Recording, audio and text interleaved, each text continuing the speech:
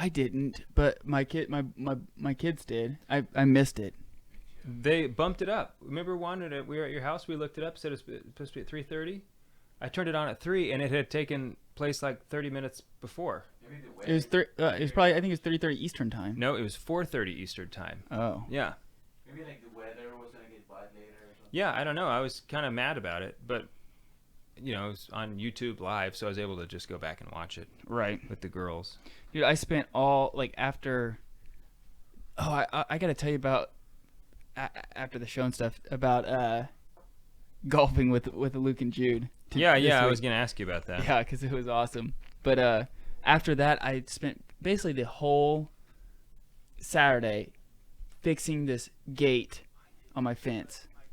Like, it was driving me crazy how many problems I ran into. Yeah, and you end up doing it wrong, and you think like, crap, I already drilled big holes. Right, and so I now might have to replace this whole board. Right, and I had to replace which means some. I kind of have to undo the whole gate. Right, and then I ended up having to undo, once I finally got it, I had to undo the gate because I didn't quite, I was trying to get it as close to the ground as possible so it looked level and nice, but I went too close to where it was fine, but I knew in 6 months or so it's going to sag, and so then I had to take the gate back off, cut the bottom. It was just man, just one thing after another. Use the Sawzall? I did. Some. Not for that part, but I did use the Sawzall. Mm-hmm. Oh, are you ready, Juan? Yeah, let's roll. I'm good.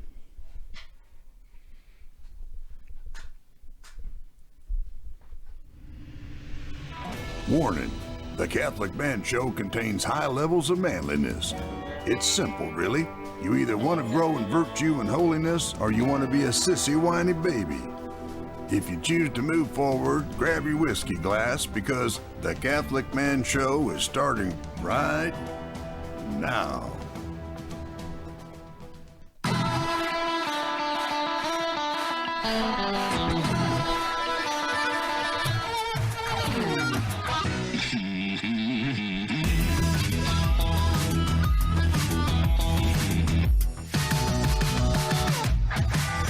Welcome to the Catholic Man Show. We're on the Lord's team, the winning side. So raise your glass. Adam Minahan here, sitting with David Niles. Juan on the buttons this evening. It's great to be with you all. Happy Pentecost Sunday. Indeed. It is. Oh, that was a great sound. It was. I like whenever there's a solid. Sometimes unexpected too. Mm-hmm. That was nice. One of my favorite Bible verses. That doesn't look clean. That's not clean. No, that's from last week. One of my favorite Bible verses is part of Pentecost Sunday. It's Acts 2:15. I think it's 2:15. Let me see. I have it right here. You're about to quote my favorite Bible verse? Yeah. It's so funny. It's not actually my favorite. It's just the funniest. Right. It is really funny. Okay, so here, I'll let you start reading right here at 14 and go to 14:15. But Peter, standing up with the 11, lifted up his voice and spoke to them. Men of Judea and all those who are staying in Jerusalem, let it be known to you, and incline your ears to my words. For these men are not inebriated, as you suppose. For it is only the 3rd hour of the day, which would also be the same as 10 o'clock in the morning. 9 o'clock. 9 o'clock in the morning. Right. Which I just have always thought is hilarious. That was that is the reasoning. That's what we're not drunk because it's only 9 o'clock. Right. Another really persuasive thing to say would have been because we haven't been drinking. Right. But he opts not to go there for some reason. So it's like, guys, we're not drunk. It's only 9 o'clock. Right. I mean, we've been drinking. Yeah. But we're not drunk. We're not drunk. We had some wine. For breakfast. But it's early. Right. I think it's just so funny that it's like, I know we're speaking in tongues and you guys think that we're drunk, but we're not. But maybe you're drunk. Right. That's what I thought. It's only 9 o'clock in the morning. Wow, I hear you guys in all of these different languages. Maybe you're drunk. As if being drunk would give you some speaking superpower. Right. It's like a more rational thing is wow, I hear you in all these different languages. Maybe I'm drunk. Right. Maybe I'm tripping. Maybe my coffee was spiked this morning. Right. Yeah. It's just so funny that's how I looked it up in the or the Ignatius Study Bible that Yeah. Scott Hahn and Yeah. It's Curtis Martin, I think, a put good out. Bible, handy to have. I think it's Curtis Martin. Anyway, yeah, I think it's Curtis Martin. I could be wrong, but anyway, it was just so funny that they didn't really give a whole lot of detail in that, other than like it was 9 o'clock in the morning, so and after the day of fast, so that's why they had to make sure to tell them that. Yeah. So I mean, they were breaking the fast, Right. so I don't blame them. Why not? Dave, what do we have tonight?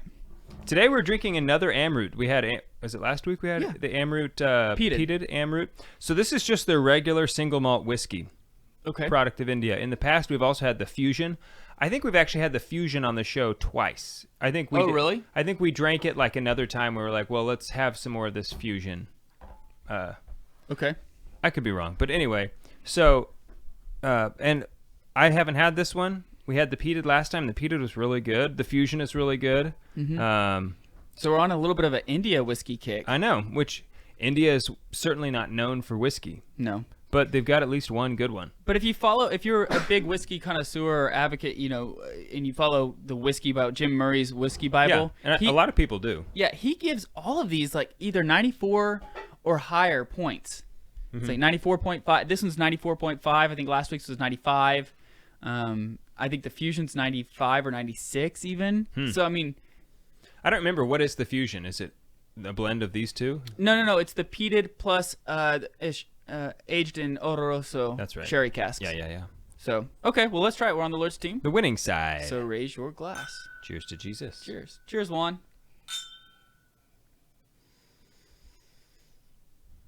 Has a nice whiskey smell to it. You guys picking up, Juan, you picking up any hints of whiskey? It's 46% Apricot. ABV. Apricot. It has a very Highland taste. Is what it. To me, it tastes very much like if you like Glenmorangie, Glenlivet. Ooh, some coffee at the end. That's nice. Yeah, I agree. I can agree with that. Yeah. But it tastes very much to me like a Highland. Yeah. Highland Definitely. Scotch. Whereas last week's was a peated whiskey, Right. very different. I'm not sure I would say last week's was an Isla whiskey, but it was, It had a little smokiness that direction. to It was Sure. it was that direction. Yeah. I think I like last week. I think I like the peated one better than this one, just because I do think it's too, more but complex. I also just prefer peated whiskey. Right. Yeah. Well, and I think it's just more complex. This has got a lot of sweet flavor to it right off the bat. The honey. Yeah, a lot of honey. Hang on. Almost like apricot type of. That's what I was going to say, but I was like, well, maybe I'm thinking that because Juan Did Juan say apricot? on the nose. On the nose. Okay. I was talking about them. Oh, he was talking that about the palate. Okay. See? Okay. Well, I that think we're must all be on the same true. page there. We have a quorum. Yeah, there we go. That's That's not right. how you use that. That's not. That's words are hard. Words are hard. That's so. that's one of those words like maybe they don't know what that means, and I'm just gonna say it and look cool. They're gonna think I'm smart, Yeah. but in reality, they do know what it means, and they think you're dumb. Yeah. Way to go, dude. I'm excited about. Somebody out there doesn't know what that means, and they're like, "Wow, Dave's got a wide vocabulary." We're running a Father's Day giveaway. Yeah. It's going to be epic. What are we giving actually. away, Adam? We're going to give away a Yeti cooler. This is at the bare minimum what we're giving away. Yeah. We have Catholic Answers throwing in. The 1,000-gallon Yeti cooler, is that the one? No. But we are giving away a Yeti cooler. Catholic Answers has a gift package that they're sending us. We got Catholic Man Show Glencairn glasses. We got a $50 Bass Pro Shop gift card. Catholic Rosary. Anything basically think about anything. Other swag. Yeah, think about what you would want your Catholic dad to have. Yeah. All the gear that you think he would like. It's basically this is what it's encompassing. Wrapped in the beautiful facade of a Yeti cooler. Yeah, that we're gonna ship out. So anyway, we're gonna be probably launching that Soon. Probably soon. very, very soon. Yeah, soon probably. Yeah, so be looking on our social Just, media yeah. or website or whatever. Be vigilant. That'll be exciting. How else? How's Pamela? Can we get a baby update? Baby is doing well. had an appointment. Baby is positioned well. Just waiting. Everything going according Yeah. to plan. Yeah. Praise I be kind God. of had a thought the other day, like she would start having contractions, but just early stuff, and I could come over here on the show and be like, yeah, she's in labor right now. Just to surprise you guys and Right. see the We'd be look like, on "What?" on Juan's face when he's like, she's in labor right now and you're Right. doing the show. Be like, yeah, guys. Okay. This is our Guys, fourth kid. It's 4. Number Yeah. 4. Yeah. Okay. Right. It's easy. Easy street, right? Mm-hmm. I can say that 'cause she's not here. Yeah. That's right. I hear, though, that the but- more you have, the easier But she's doing well. She's feeling well. She's feeling great, yeah. Okay. Good. Yeah. How are the girls? I feel like I haven't seen you guys in. I mean, They're good. So Elizabeth learned to ride a bike. I heard that. Yeah, Pamela told me that she learned Yeah. how to, without training wheels, learn So- to ride a bike. Yeah, Haley and the boys came by like 5 minutes after I took the training wheels off. Okay. And she was doing it. And then that was that was Friday. Yesterday, Saturday, we had a big breakthrough where she was going up and down by herself.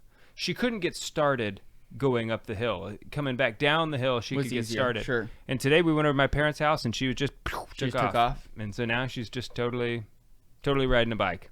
That's awesome. Yeah. Get ready for We're more skinned working up on- knees. Yeah, we're working on the 180, Right. because Yeah. So my boys started doing the skids. Yeah. So like hardcore skids, and they've blown tires in their bikes. nice. I've had to replace Luke's. the twice. inner tube or just the tire? The tire. Yeah.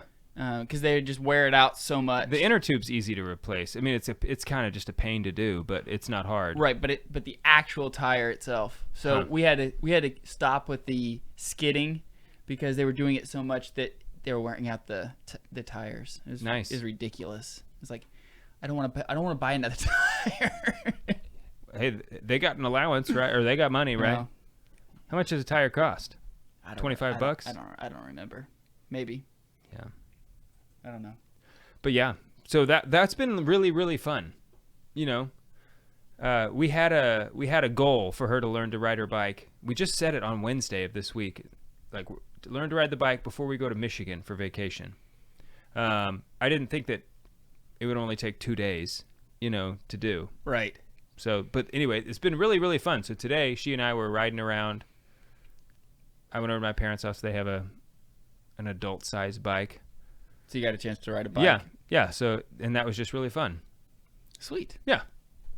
I played golf with the boys on Saturday morning. First, it was nine holes. Uh-huh. First time to do that. And I thought that was going to be interesting, but I really prepped it well because what I said, at the beginning, I said like, boys, listen, this is a grown up thing that we're doing, and this is your test. So you have to do well. You have to listen to Dad. There's a lot of rules. Like we have to play by the rules. And there's no complaining. There's no whining. And I really set the stage. And I think that was the key because they did phenomenal. Yeah. And they kept playing, and it was fun for all of us because they were playing by the rules. It wasn't a headache. Managing expectations. It was, yeah. Yeah. So we're going to talk about, though, raising daughters in this episode. So we'll start talking about it on the other side of this break. We'll be right back.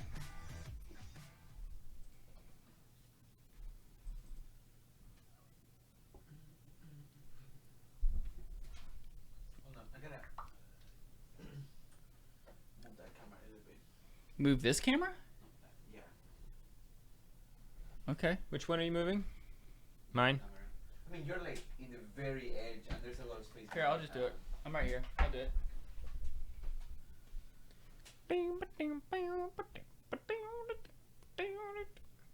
That's very good.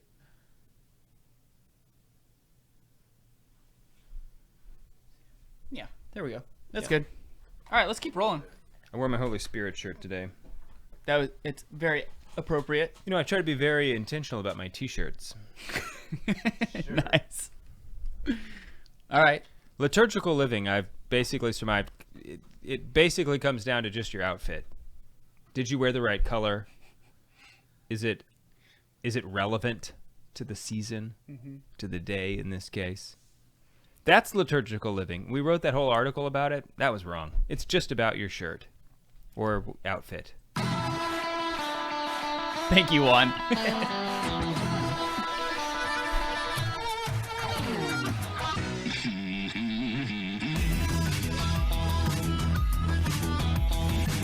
Welcome back to the Catholic Man Show. I'm David Niles, here with Adam Minahan and Juan Posada.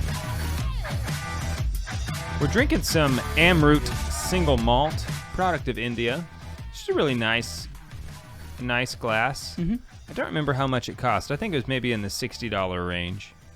Does that sound right? Mm-hmm. Yeah. It does So, sound- and I don't know why Highlands are more expensive. They tend to be more expensive than Isla. I think maybe they're older. You know, like, I think it doesn't take as long to get, if you're looking for that more aggressive, smoky, peaty, you don't need to age it for quite as long. That's the only thing I can think of. Because a lot of times, as a general rule, I think Highlands are more expensive certainly than Isla Scotches. That may be. So $60 is kind of, par for the course, I think, for a Highland. Mm-hmm. So if you want something a little different to add to your repertoire, check it out. Yeah. If you can find it. That's kind of the hard thing is. It is a little tougher. It's tough to find. Yeah. You can find the fusion sometimes, but the single malt and the peated, a little tougher to find. tougher to find. Correct. Yeah. So we're going to break tradition a little bit this evening. Okay. We have a tradition of doing that. So we're We're maintaining the tradition of breaking the tradition. We're not going to do Sometimes. Yeah, we're not going to do a man gear per se, but we're going to do a man activity. Okay. And that is having father-daughter dates. Okay. I'm interested on what your thoughts are, because apparently there's a big, maybe not controversy is the right word, but disagreement Okay. on the phrase daddy-daughter date and whether or not it should be used. Did you know about this at all? No. I'm springing this on you. No, I'm not. Do you have any problems with the term daddy-daughter date? No. I don't either. But apparently some people do. And I think really the problem is that we live in an over-sexualized culture, and so Right. they make the idea of a date meaning that it's a sexual thing, and so they said it's Right. kind of weird to talk about daddy and daughters in a sexual way, but that's not what I'm talking about. Right. A date isn't sexual. It's just over-sexualized. That's culture. That's kind of that's exactly. I mean, just having learned that, it's like, first of all, I'd want to hear somebody who's against it. I'd want to hear their argument. Right. But if that's what it is, like, oh, you shouldn't use that because you're not dating your daughter. I know I'm not dating my daughter. Thank you. Right. Thank you for telling me that. Had you not told me that, maybe I would have been confused. And I'm not interested in calling out these man blogs that have written about this, but it's just interesting to talk to because I read several of them today, and I was just like, I just disagree fundamentally with what you're talking about. Just because because you call it that. I mean, I think I like calling it that because it's just not like casual. It kind of makes it more formal.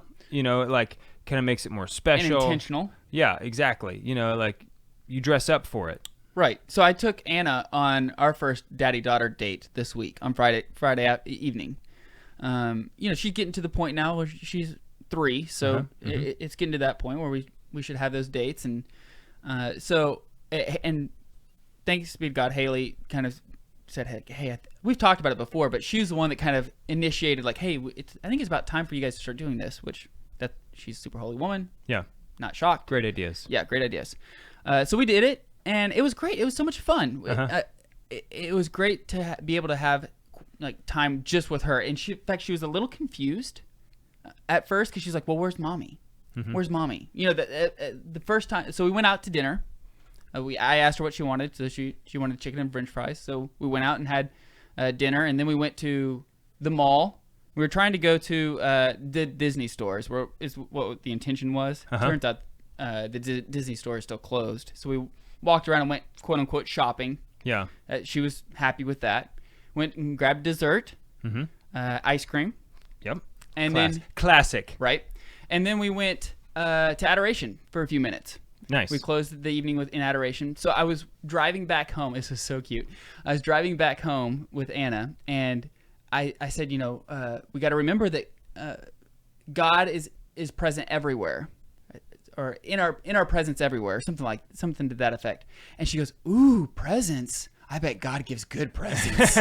And I was just like, well, you know what? He does. He gives great presents. Yeah, his presents. Yeah. But it was just really funny that's how she interpreted that. That is a classic right there. Right. Ooh, presents. Yeah. I love the confession stands. Yeah. That's what When do we get the presents? Right. Well, all the time. Right now? Yeah. Yeah. Yes. Yeah. It was just so funny. But so like at dinner time, she was saying like, "Well, where's mommy? Where are the boys?" And I was like, "They're at home. This is just you and me." And she was like, "Oh, okay." But it took her a minute to realize like, no, this is just daddy. Because I haven't been very many places with just her. Yeah.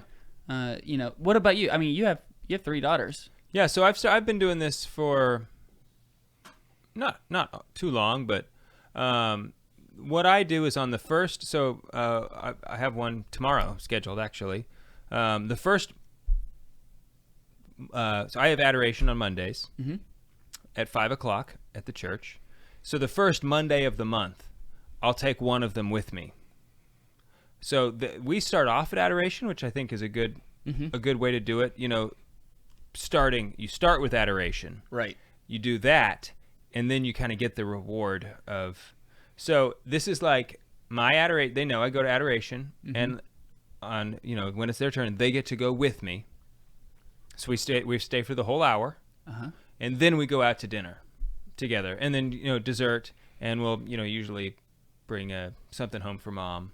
Milkshake or something, and we get to break some of the rules. Like they'll get to have Sprite. Oh, Anna did too, and she loved it. Like, yeah, this is like one of the first times I think she may have had Sprite maybe once. Right. And this is the only time that they get. It's so cute whenever they do it because their eyes kind of start watering a little bit. Right, because Sprite. First of all, like Sprite is good. Yeah, I kind of forget how good it is. Like, wow. I could drink a lot of it. It's like a tint sugar hit for them. And it's like very refreshing, So anyway, but it's very carbonated, Yeah, and their eyes water because they're not used to it. Right, yeah, it's hilarious. So, we get to do, and I'll let them pick where they want to go. They always pick Chick-fil-A, which I'm like, you got it, man. Yeah. I'm good with that. Yeah, one time I took all of them on a date. So it was Elizabeth, Mary, and Bernadette. Bernadette was like barely 1 at the time. And we were all we went to Texas Roadhouse, and we were all walking through Texas Roadhouse, and like every table I walked by, I heard some girl go, "Oh, oh," like, "Look at all those girls, oh." Yeah, our waitress was just like swooning over Anna, like just like, "Oh my gosh, I can't. She's so cute," just right. The idea of the dad and the daughter being together is such a cute moment. Yeah, but I think it does a lot to for them to know that she is precious to dad, which is a good thing to do, and it also gives you an opportunity to show her how a man is supposed to behave one-on-one in her presence. Right, and that's why I actually I think that's a good That's argument. kind of why you call it a date. Right, I think that's the argument against. Because I'm modeling what the man is supposed to be and look like who's on a date with you. Right, and I make sure that, I pull out her chair when at dinner. I push her chair in. I she wears. I really cater to her. You dress up, Yeah. So I really cater, and I try to go above and beyond, to cater to her, to show her like, hey, when you're on a date with another, with somebody, this is how they should treat you. And I don't make her pay. Which is that's one of those things that like makes me mad. When I hear about men not paying on a date, it's like, why don't you just like stop dating? Yeah. If you can't even pay, if you can't afford to pay for the date, what makes you think she's going to want to marry you? Yeah, I mean, who wants to marry a I don't poor know everybody's dude? situation, but it's like they don't. You can go on dates that don't cost very much money. Right. Yeah, and I mean, I think the thing is it's not about what you're doing. It's just about doing it together. Yeah, it's about who you're doing it with. Yeah. Right. So it didn't matter what, again, our plan backfired going to the mall. You know, we were gonna go to the Yeah. Disney store. I was gonna buy her like one of those little princess dresses. Mm-hmm. You know that that's all she wears. Oh, I think it's probably, Adam, I'm going to say it's good that you didn't do that. You do not want to establish that as a precedent. That's probably Okay? true. You That probably was a blessing. dinner is that's the thing, okay? Right, yeah. That's probably a good idea. You lucked out because otherwise next time she's going to want to go buy another dress. And now she's going to be mad. If she's going to be disappointed Right. in the date because she didn't get to buy a dress. That's a good point. You know? That was a blessing in disguise. See? So, like, you're going overboard. You're a little too excited here in the beginning. It's yeah. an exciting thing. I know. I get it, right? Right. You're right. You got to tone it down. So whenever I walked by and I saw it closed, I was like, oh no, what are we going to do? Like, I kind of had this like panic of Right, like, you built it up. yeah. And I was like, okay, what are we going to do? Well, I look over and the Ferris wheel, or not the Ferris wheel, the merry-go-round is there in the mall. Uh-huh. And I was like, how about you ride on a pink horse? Ooh. And she was all about, so that saved me. We went $1. $2.25. $2.25. $2.25. Who has 25? Well, that's why. Who's got a quarter? Yeah, but it's $2.25. Anyway, But they take credit card? no, cash only. Who has cash? No wonder nobody's riding the merry-go-round. But she had so much fun, you know, doing that, and so she didn't know the difference really. So, and when we were driving home afterwards, she goes, "Let's go shopping." I was like, "Well, we just went shopping." And I go, "What do you want to go get?" And she goes, "I just want to go shopping." I was like, "Okay, you're no longer hanging out with my or with my sisters and mom anymore because this is rubbing off on them." I'm just going to say good luck enforcing that. Yeah. Obviously, I'm just joking, but when we get back, we're going to talk about raising daughters. I just want to have a conversation with you about it. So Sweet. I don't have like a whole agenda or anything, but we'll see how it goes. Okay. We'll be right back.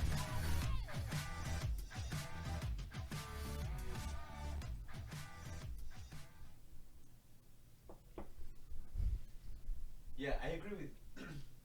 That was gonna be my first argument for calling it a date, because it's like, Yeah. if your daughter It's has gone practice. We're practicing. We're practicing. Yeah. 200 dates, Right. the first time somebody asks her out on a date, she will have this like comparison. Yeah. I think that it is very good to call it a date, a daddy-daughter date, Yeah, I just don't even know why someone would have a problem with that. because it's their own. It's mentally on them. That's what I think. It's like if you have a problem with that, then you need to like examine your own like intellect. Right. You have a darkened intellect if you think that there's anything wrong with it. Just my opinion. And of course, I still haven't heard their actual arguments, you know, someone who feels that way. Mm-hmm. I would want to actually hear them say it first. Right. Okay. Have any water? I was going to Sorry. try this with water. I You know don't. what? I thought it has for being a single malt, Mm-hmm. it's got a long finish. Like sometimes the smoke or something else is what gives it that long finish. It doesn't have any of that, but it's a long finish. I like it. I do too. All right. Let's keep You wanna going. get some water? That's okay. I could chug some water right now. I'm thirsty. What about apple juice? Could you chug apple juice? I could chug apple. I can always chug apple juice. Any juice. Yeah. I could chug grape juice. Any juice. Yeah. Not lemon juice. I don't want to do that. Or grapefruit juice. No. Gross. Who even? No. I don't even like grapefruits. Put a lot of sugar on it, maybe. Welcome back to the Catholic Man Show. We're going to talk about raising daughters today. I asked my parents about raising daughters. They raised 2. And so I was asking them about it. And my parents reminded me of a really funny thing that my dad did. I think after one movie, I can't remember what it's called. What was the Steve Martin movie where he was raising daughters? Come on. Cheaper by the dozen? No. Father of the Bride. Oh, okay. Isn't that what it's called? I don't know that I've seen that. Gosh, that's terrible that I can't remember. Anyway, after he watched that movie, you know, and he apparently, you know, it's a very, very strong dad-daughter movie. So cute. Emotional, Right, you know, yeah. and he watched it, and then it was late at night, and he woke my daughters up, or his daughters up, my sisters up, and made them sign a contract that they would never get married. And they signed a contract. Like they were like little girls, but Why would he do that? well, it was part of the movie. Like, you know, all the, you know, girls dating and going through all of marriage, or the marriage prep and all this kind of stuff. Does he still have it? I don't know if he does or not. That'd be really funny. I hope he knows that this is just not enforceable. No, it's not. But, we could make this episode super short and just say, like, I wish we could just go back and, when they're 14, we just go send them to the convent. Yeah. And we raise them, and then they become religious sisters. Right, and then they go to heaven. That's their vocation, and they go to heaven. But that's not how it works anymore. So. Well, if you raise your daughter the right way, maybe it still does. Yes, it could. Especially if they find out what their vocation is. Right, yeah. So, okay, so I want to talk about, just raising daughter. Obviously, we're young into the game. So still very inexperienced. Yes, but I did ask a couple people about this, and asked that for their expertise. And one of the things they said that I thought was very interesting, as adults, there's a lot of adult problems. There's a lot of things that dads, weigh heavy on. Like, how do I pay the bills? How do I handle all these responsibilities that I have? Work is really frustrating right now. The dishwasher's broken. I got to get that fixed. The gate's broke. All these different things that kind of overwhelm you, that burden you, right? Right. Yeah. And then your daughter comes up to you and tells you about her problem. And you're like, listen, that's not even a problem. That's not a real problem. Right. I'm over here trying to figure out how to pay the mortgage. Your problem of Jimmy calling you a bad name, that you can't find the right dress for the doll that you want. Right, is not a real problem. Like, but here, give me that doll. I'll throw it away. And now we don't have to worry about problem the dress. solved. Yeah. Right. But, that's not... And it's very easy to do that, right? It's very easy to get overwhelmed in, like, your own world, like what you're trying to accomplish. But their world, in their world, their reality, these problems are big. That's the big problem that they're dealing with. And so they're coming to you, asking for your wisdom, for your insight on how to handle these problems. And if you push them away, or you kind of neglect them, or act like, kind of one word answer, or, just kind of slough it off, they're going to go start looking elsewhere to figure out how to solve problems. Right. I mean, we still, to this day, I still call my parents and ask them, like, I called my dad just this last week. Hey, Dad, how do I do this with this fence? What's the best way to do this with the fence? How do I build this the correct way? Yeah. So I'm still trying to gain insight and wisdom from my parents. And this is just the same thing that our kids are doing. And if we slough this off, or kind of act like we're so consumed in our own world that their world doesn't matter because it's really not that big of a deal, they're going to start finding out other people that will answer their questions. And most likely it's not going to be the people that we want answering the questions. Right. And that's, I think, great insight for, like, when they told me that, I was like, that is something that I need to put in my back pocket. Who said that? I can't remember. I asked several people. Oh, okay. Advice for this episode, so I can't remember which one gave me that advice. But I thought that was very good insight. What are your thoughts? No, that's true. I've never really thought about it specifically like that, but that is true. That doesn't mean that you do need to stop what you're doing to help them find the dress, or whatever it is. You just need to acknowledge them. I think that's right in that moment, and know that they're, they know that they are important to you. Mm-hmm. Yeah, I mean, I think that really the role of the father is more about facilitating, security and comfort. Mm-hmm. If your daughters, and really this is for your children in general. Haley just brought us some water. Thank you, Haley. She was listening and brought us water. What a sweetheart. She is. She's the best. Pour me some, because I'm going to chug it. All right. But what were your thoughts? Sorry. That, like, especially, I'm just thinking about my daughters. They're young. My oldest is only 5. I think that once they do start to get older, children, their problems their problems are never very big until they leave the house and have to face their real world. Or high school. No, I mean, even in high school, it's like, high school could be pretty big problems. What is your biggest problem? The biggest problem in high school really doesn't matter. No, I disagree.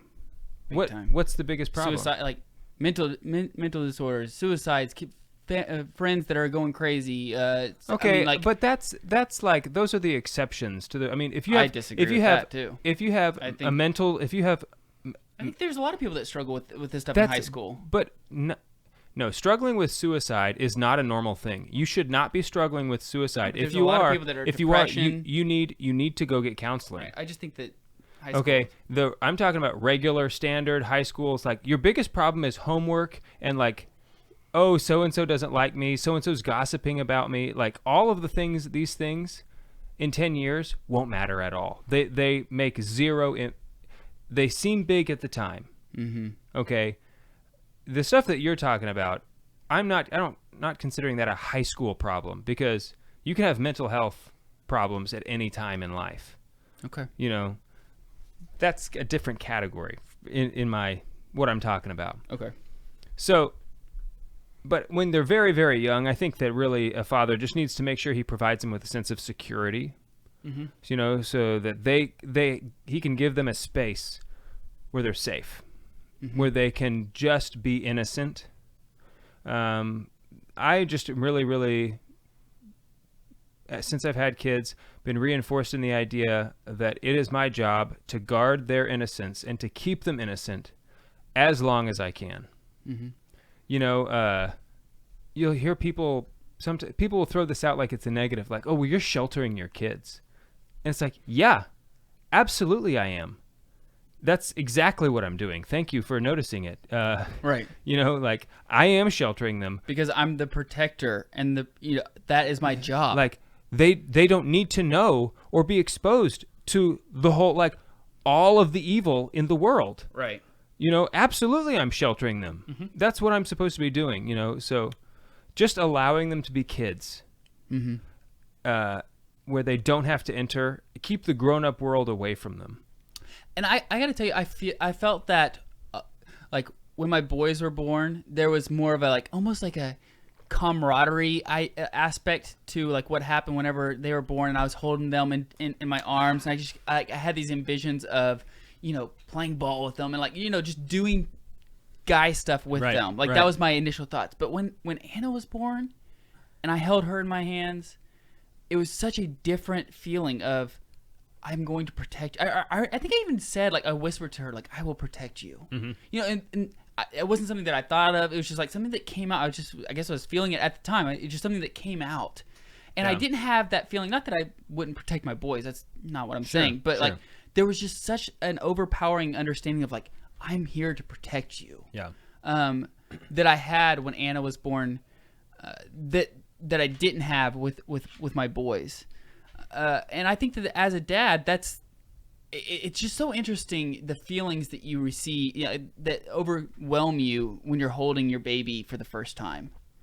Yeah, I know, and I'm really looking forward to that again here, just like any day. Right. But yeah, and I do think though there is a difference. Like you want your boys to encounter struggles, kind of inherently. You want them to be a man. Mm-hmm. You want them to, like, when they wipe out on their bike, you go like, that's right, get up. You're right. You get back up, son. Right. You're proud of them because they wiped out and got back up. Right. You're not proud because they wiped out, but because they got back up from wiping out. And try it again. Right, exactly. Your daughter, like, if she shakes it off, you're proud of her too, but it's like, it's just not the same. You're not, like, kind of glad it happened. You know what I mean? Yeah. I just remember thinking there's like just so much potential and just like I don't know, there was just so much, there's such a different idea that I had in my in my head holding Anna for the first time compared to the boys. Mm-hmm. And so I think that whenever you do have a kid, somebody gave me this advice as well, and I think this is such great advice, is like really remember what it's like holding your baby for the first time, because it's chaotic. You're probably tired.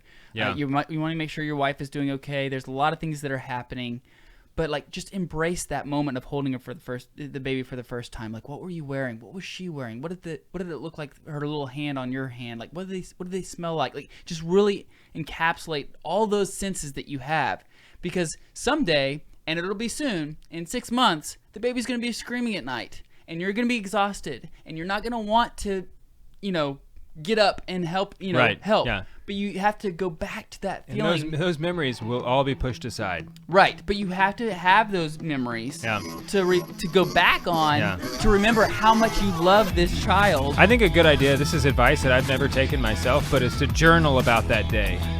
Like, Yeah. on the day you were Right. born, this is what happened, this is how I felt. I've never done that, but I do think it's a good idea. Mm-hmm. And then someday they'll read it and find it, and like, how special. Right.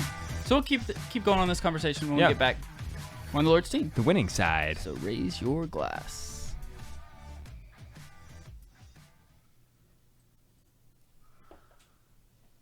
Need more agua, por favor.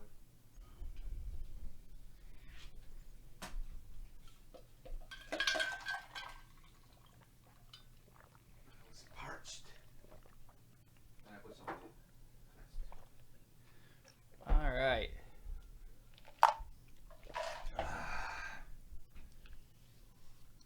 Let's keep going. Unless, I mean, do we have anything that we need to touch on? Let's just keep. No, Let's yep. keep rolling. When Juan's ready, of course. El Presso button maestro. Juan, you make us nervous. Every day, my friend.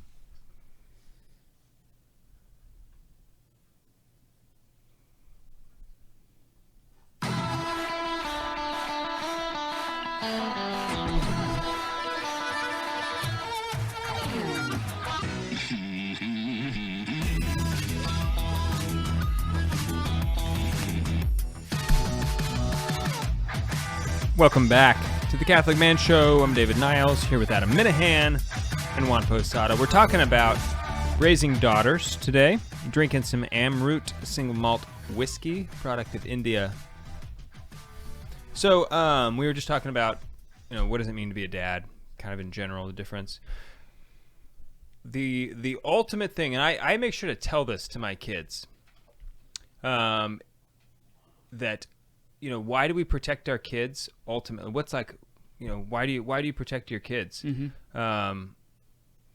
There's a lot of obvious reasons, but the most important one is so that they will know that their heavenly Father will protect them. Mm-hmm. The reason you love your children, there's a lot of reasons, but the most important one is so that they know that their heavenly Father loves them. Mm-hmm. The reason you give gifts to your children, there's a lot of reasons, but the most important one is so that they understand that it is their heavenly Father who has given them everything. Right. And so I sometimes will tell them that, especially like if one of them is lying and they get in trouble, Mm-hmm. and so I'll tell them, look, you need to learn to be honest, so that you can be honest with God. You need to learn to obey me so that you can learn to obey God, because that's the most important thing that there is. That's a good idea. Yeah, and just so that they know kind of your goals behind things. Mm-hmm. Doing stuff like that also, I think, just helps set the tone for home life, when everything is like, well, we obey so that we will obey God. So that once again, here's one more time where God is the reason and the center of what we're doing, Well, and I think that's super important because, like, girls, like, desire men's attention, right? I mean, and so daughters desire their dad's attention. And if the dad doesn't give the attention, then they're going to go seek it elsewhere. Yeah. And the secular culture is going to treat them as an object and not as the beautiful dignity of a woman that she is. Mm-hmm. And so I think it's so important to reinforce the things that are so important. Like you were talking about, like, we're doing this because we want to honor God. And it's so important to reinforce her self-esteem and, tell her that she's beautiful. Mm-hmm. Because she is. She's made in the image and likeness of God. Yeah. And the secular culture isn't going to tell her that she's beautiful. The secular culture is going to tell her that she needs to, lose weight or put on more makeup. The secular culture doesn't want her to be beautiful. The secular culture wants her to be sexy. Right. And in order to be sexy, you have to degrade yourself. You're an object. You're now an object. You have to become less human. Right. And Exactly. so it's so important, and it's so quick how it's so interesting how quick girls pick up on this, because I tell Anna, you are so beautiful. You're so. I tell her that I try to every day. Uh-huh.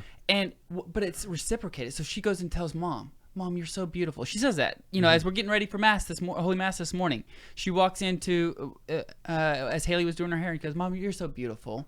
And so it's like, yeah, they do the things that you hear. And sometimes your kids will say something like a phrase, and that's when you realize, oh, I guess I say that. Right. I didn't realize that I say that, but obviously I do because you said it. But it's so important. St. John Paul II wrote an encyclical on the feminine genius, and talks about how beautiful the dignity of a woman Dignitatis is. Mulieris Dignitatis. Tatum. Okay. Well, Mulieris. our Latin's really good. If you go into Google and you type in Mulieris, I'm willing to bet the next suggested is Dignitatum or whatever it is. And so that's the important thing. St. John Paul II talks about, the church holds the highest human being ever to walk this earth. Right. Besides Jesus, who's both divine and human. But the highest human being was Mary, was a woman. Yeah. The church holds her up the most. Mm-hmm. And secular culture is going to treat her as an object, but the church shows the beauty of who a woman is, and they need to hear that. Yeah, and there's certain things that you need to instill in your daughters that you don't instill in your boys. Certainly not to the same degree, and one of them is poise and grace. Like a lady should behave in a way that a man does not behave. And so sometimes when we tell our girls to do something, especially when it comes to just behavior at the dinner table, we'll tell them to do something and they'll say, why? And it's just like, well, that's because that's not a ladylike behavior. That's not the way a lady behaves. Or, so we've started to... It's interesting how... we've started to build up, the idea of a lady. Mm-hmm. And there is an elegance. A lady is this. A lady does these things. Behaves this way.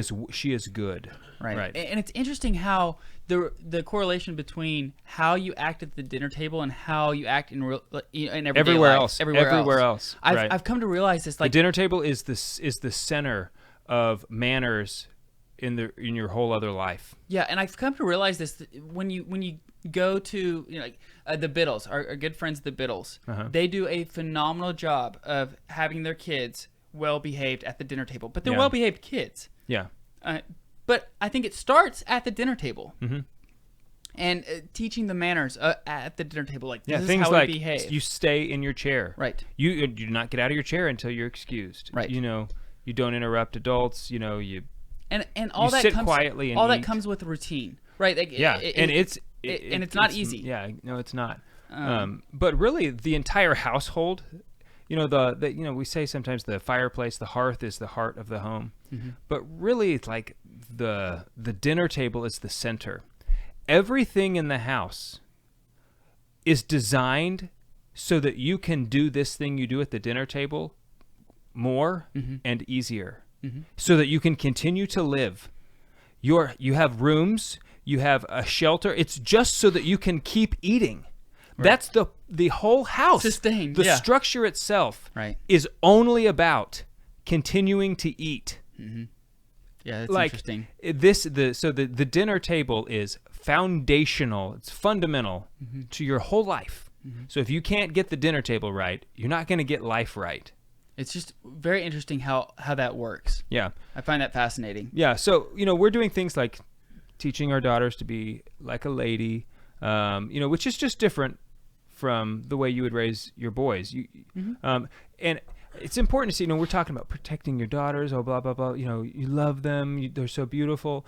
But it's also important, and this is sometimes the way I think men err, is you go too far, and you forget to instill discipline and virtue in your daughters. You do really good at providing and protecting, but you do a terrible job at establishing. Right. And you're not establishing your daughter. And I think I'm glad you brought that up, because one of the things I wanted to talk about was making sure that your daughters do big things, mm-hmm. are in charge of big things, important things. Yeah. Within the household, within, community service, within the church. Yeah. They need responsibilities. They need big responsibility. Yeah. And I think that we don't give kids enough credit. I think that I'm always amazed at when I think I'm pushing my children to do something, how easy they accomplish it.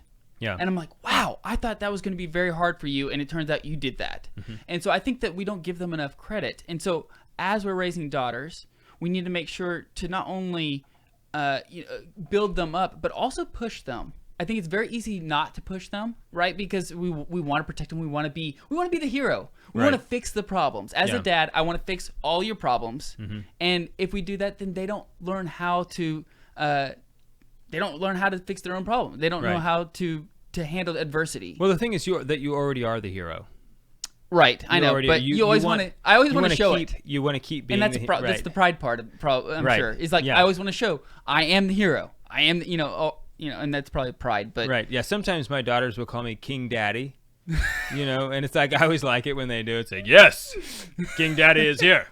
Yeah, but I think that it's important to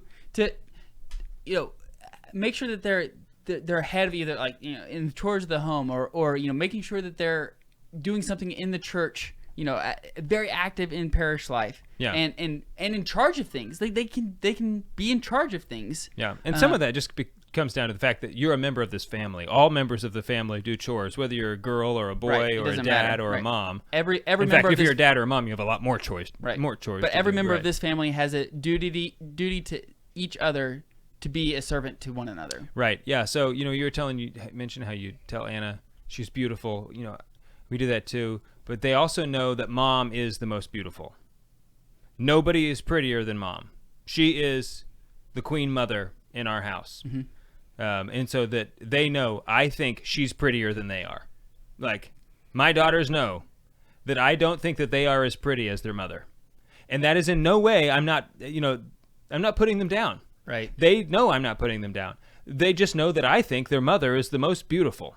No, and that's just because she is the most beautiful of any woman in our house, right? And so when I'll tell them that they're beautiful, they'll say thanks, but mom is really beautiful, and it's like, yes, your mother is very, very beautiful, well, and you look just like her. And we've touched on this, about the daddy-daughter dates. We start or end with adoration, and it's so important for dads to pray with their daughters, to teach them how to pray, and to instill in them a devotion to our Blessed Virgin Mary, because our Blessed Virgin Mary is the most beautiful.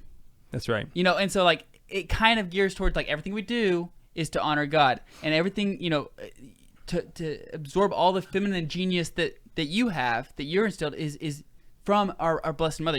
That is the model that you should be taking.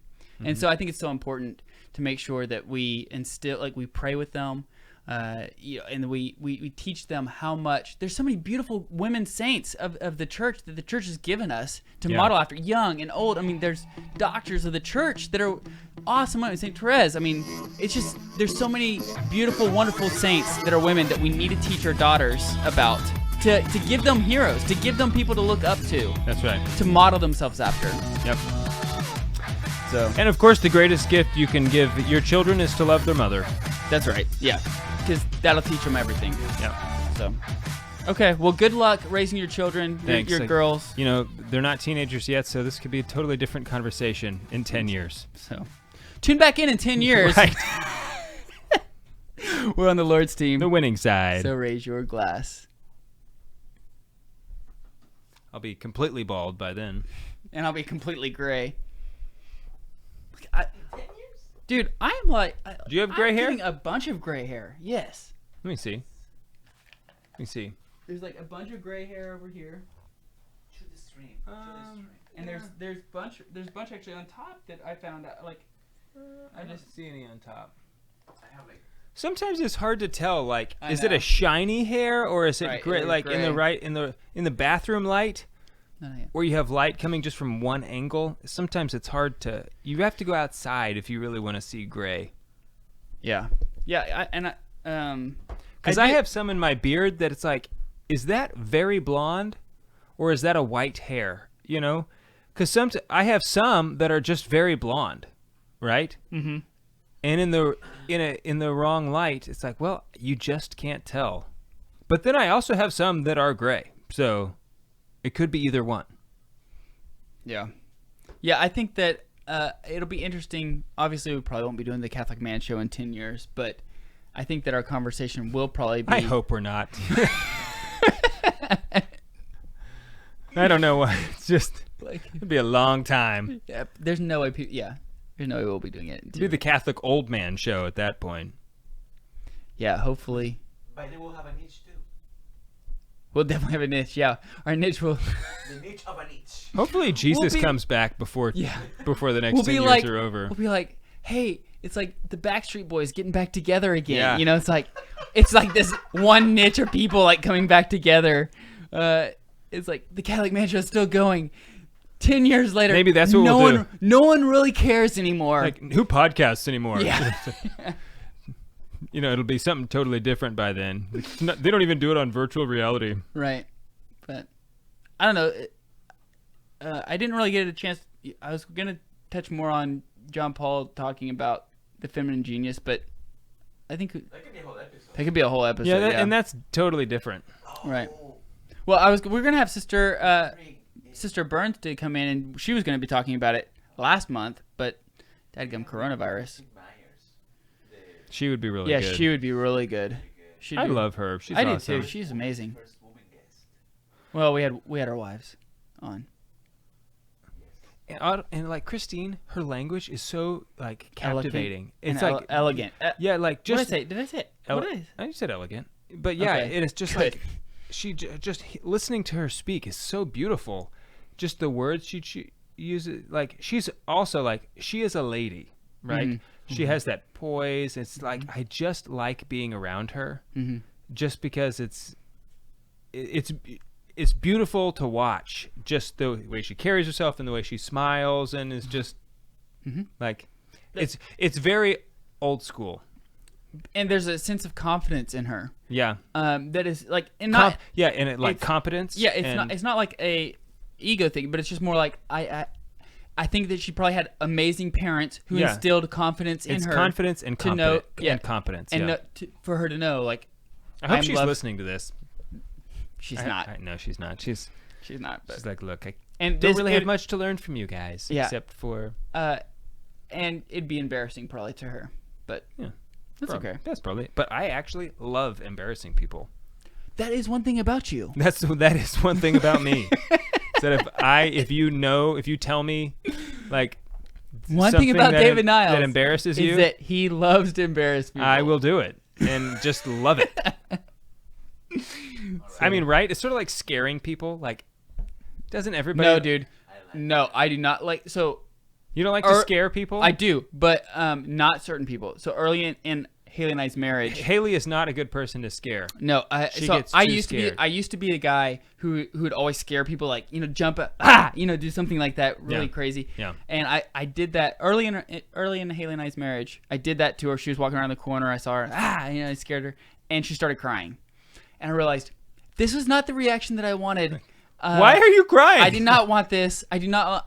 Yeah. I never want to do this again. This is not fun. Yeah, I am a bad and terrible person. Yeah. This is a life lesson right here. I'm gonna go home and flog myself. Yeah. So anyway, all right. Yeah, Juan, I think we're good. Cheers, gentlemen.